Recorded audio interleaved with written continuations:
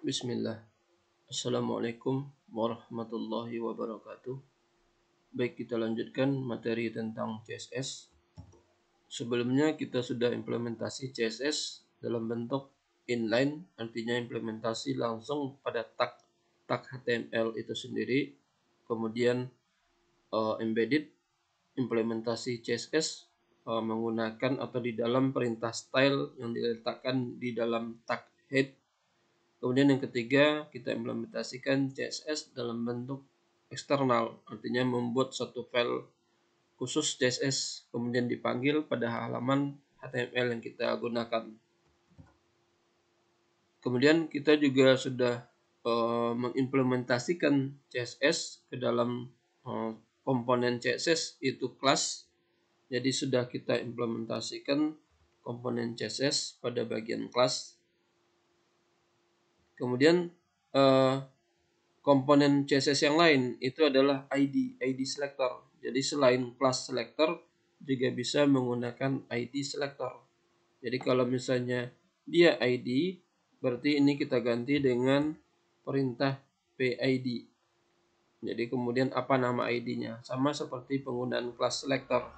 Jadi kalau class selector kemudian nama CSS yang dipanggil atau ID. Nah, bagaimana membedakan atau kapan kita gunakan? Untuk ID lebih disarankan digunakan ketika nanti penggunanya dikatakanlah dipanggil hanya satu kali pada halaman tersebut. Sementara kalau kelas itu boleh digunakan beberapa kali dalam halaman yang sama. Kemudian perbedaan lain antara class selector dengan ID selector adalah penggunaan simbol awalnya. Kalau pada kelas kita gunakan tanda titik atau dot. Sementara kalau ID itu menggunakan tanda pagar.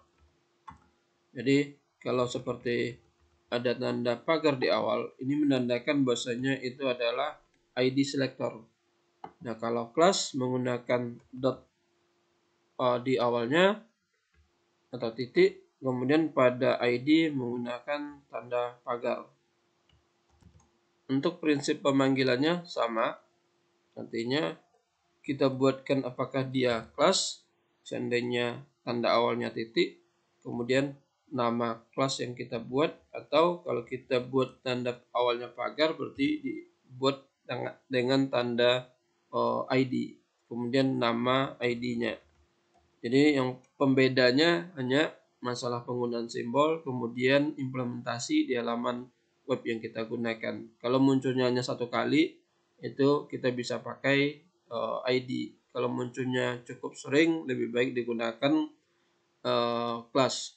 Kemudian dalam konteks web modern sekarang, itu ID lebih digunakan nanti untuk identifikasi pengenal. Nanti ketika halaman web kita implementasikan dengan JavaScript atau jQuery. Nah, untuk CSS lebih dominan nanti dipakaikan kelas. Jadi mungkin lebih banyak nanti kita penggunanya adalah kelas. Nah, sekarang bagaimana kalau misalnya halaman atau paragraf itu cukup banyak, kemudian kita implementasi CSS-nya di dalam paragraf tersebut. Kita bisa menggunakan perintah div atau spat. Katakan misalnya kita pengen teks di Sumatera Barat itu berwarna biru. Jadi di sini menggunakan warna biru. Jadi kita buat teksnya berwarna biru, kemudian pada paragraf yang lainnya teks Sumatera Barat itu berwarna, katakanlah kita buat merah. Jadi di sini nanti berwarna merah. Sementara yang pertama berwarna biru. Lantas bagaimana cara implementasinya? Sebelumnya kita implementasinya langsung di sini, kita buat p-style. Atau kita misalnya kita buat di sini p-style color blue. Berarti semua paragraf menjadi biru, sementara kita hanya pengen teks Sumatera Baratnya saja yang berwarna biru. Atau kita buat dengan kelas. Kita buat di sini kelas. Itu nanti semuanya juga akan berwarna sama.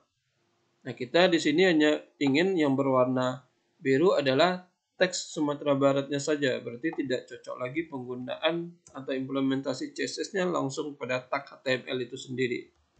Nah, sekarang kita buat sebuah kelas di dalam CSS eksternal yang sudah kita buat sebelumnya. Katakan kita buat di sini misalnya CSS 1, di mana kita buat pengaturan warnanya color, misalnya katakan kita buat di sini adalah blue. Kemudian CSS 2 kita buat untuk warna merah. Berarti ada dua CSS dalam bentuk kelas, satu berwarna satu berwarna biru, satu lagi berwarna merah. Nah, untuk implementasi CSS yang tadi, supaya yang berwarna berbeda itu hanya pada teks Sumatera Barat saja, di dua paragraf ini. Kalau implementasinya di dalam sebuah tag HTML, berarti implementasi yang digunakan perintahnya adalah tag span nanti kita gunakan. Karena kita lihat di sini, Sumatera Barat berada di antara tag paragraf. Nah, untuk implementasinya berarti harus menggunakan tag span. Kemudian kita panggil kelas CSS 1. Kemudian ditutup lagi dengan tag span. Begitu juga cara yang sama untuk paragraf kedua. Kita implementasikan tag span kelas 2, kemudian ditutup lagi dengan tag span. Kita simpan, kemudian kita lihat hasilnya. Seperti terlihat di bagian teks Sumatera Barat yang paragraf pertama dengan paragraf kedua itu terjadi perbedaan warna. Jadi terjadi perbedaan warna karena dia memanggil atau menggunakan tag span dengan kelas CSS 1, kemudian yang kedua tag span dengan CSS 2. Di mana tadi sudah kita atur bahwasanya kelas CSS 1 berwarna biru, kemudian CSS 2 berwarna merah. Jadi kita bisa saja implementasi di dalam satu paragraf ini beberapa tag span. Misalnya sekarang kita ingin di dalam teks Indonesia ini berwarna merah. Kita misalnya pakai span class. Kita tutup dengan CSS 2. Sehingga saat kita perbarui terlihat dia berbeda antara teks Sumatera Barat dengan Indonesia. Artinya karena dia memanggil perintahnya dengan tag span, kemudian kelas apa yang dia panggil. Artinya ini bebas, masalah penamaan CSS-nya bebas. Seperti terlihat, kita bisa saja ngasih namanya CSS, bisa saja ngasih nama yang lain. Tidak ada aturan kalau masalah penamaan di sini. Yang penting tidak boleh ada spasi. Jadi kalau misalnya dia mirip seperti sekarang, CSS 1 itu boleh digunakan, CSS 2. Dan jangan dibuat CSS spasi 1, itu jadi salah. Jadi dia harus rapat dalam satu kesatuan.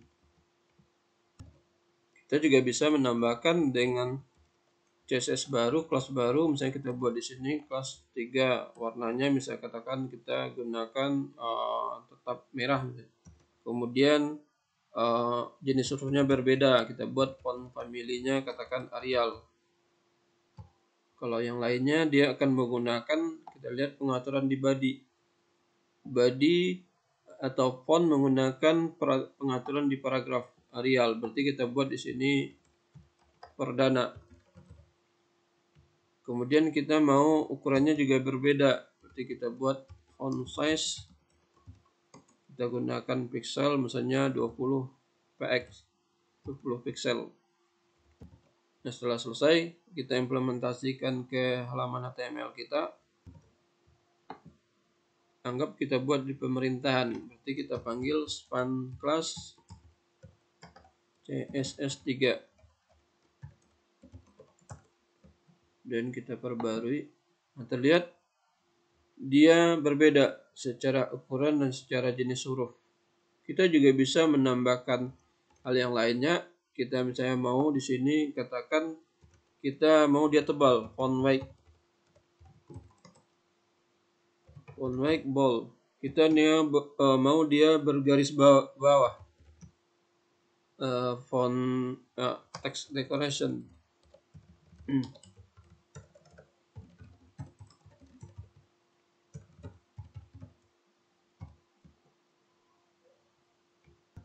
Kita mau teks itu juga miring, berarti kita buat di sini font style italic. Kita lihat. Nah, seperti terlihat dia sekarang tebal, bergaris bawah, dan miring. Jadi dalam satu perintah CSS ada banyak pengaturan yang bisa kita implementasikan. Baik, untuk materi implementasi CSS dengan span itu kita cukupkan. Bapak akhirnya, Assalamualaikum warahmatullahi wabarakatuh.